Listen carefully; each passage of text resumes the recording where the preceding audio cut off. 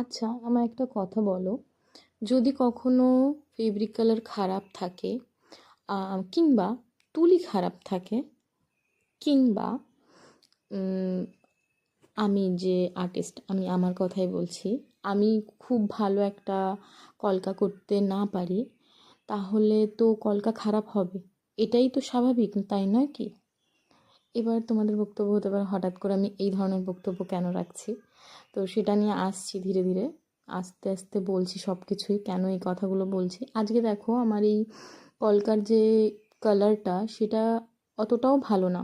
তো আমি চেষ্টা করছি কালারটাকে যতটুকু ভালোভাবে আর কি প্রেজেন্ট করা যায় তোমাদের সঙ্গে, বা যতটা ভালো মিক্স আপ করা যায়, যতটুকু আমার সাধ্যের ভেতরে আছে, তাই না? তো অবশ্যই তোমরা লাস্ট অবধি দেখো ভিডিওটা, বুঝতে পারবে আমি আসলে কি বলতে চাইছি। আর তোমাদের কলকাতা অ্যাট দ্য এন্ড কেমন লাগে সেটাও কমেন্ট বক্সে জানিও। তো এবার আসি। তো কলকা করতে আমাদের কি কি লাগে? টিপ, তুলি, কালার, তাই না? তো এই, আর হ্যাঁ, আর্টিস্ট, যেটা না থাকলে হবেই না। তো এবার আমার বক্তব্য হচ্ছে, এই টিপ, তুলি, কালার, এই তিনটে জিনিসের মধ্যে প্লাস আর্টিস্ট। ধরো আমি ধরে নিলাম আর্টিস্টটা ভালো, তো আর্টিস্টকে বাদ দিয়ে টিপটাও ভালো খারাপ যাই হোক, টিপটাকেও ভালোই ধরলাম। তো টিপও ভালো, আর্টিস্টও ভালো।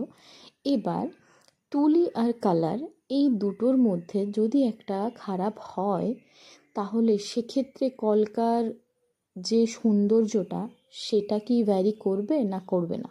তোমাদের কি মনে হয়? অবভিয়াসলি করবে, তাই না? তাহলে কালারটাও ভালো হওয়া লাগবে, তুলিটাও ভালো হওয়া লাগবে, যে আর্টিস্ট তাকেও ভালো হওয়া লাগবে। তাহলে অ্যাট দ্য এন্ড গিয়ে কলকাটা সুন্দর হবে, তাই না?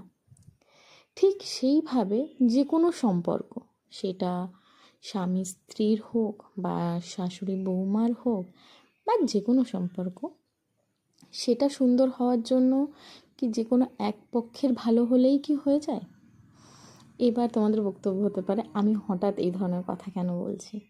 তো তার রিজন হলো, আমি কিছুদিন আগে একটা ভিডিও দেখলাম, সেখানে একটা শর্টস আর কি, সেখানে দেখাচ্ছে যে শাশুড়ি বৌমার মধ্যে খুব সুন্দর একটা সম্পর্ক তৈরি হচ্ছে তার স্বামীর জন্য। তার কারণ, সে দুজনের মধ্যে খুব ব্যালেন্স করে। বউয়ের জন্মদিন যখন আসে সেটা মনে করিয়ে দেয়, মায়ের জন্মদিন বা মায়ের কোনো প্রবলেম হলে সেটা বউকে বলে দেয় যে তুমি এটা করো তাহলে ভালো হবে।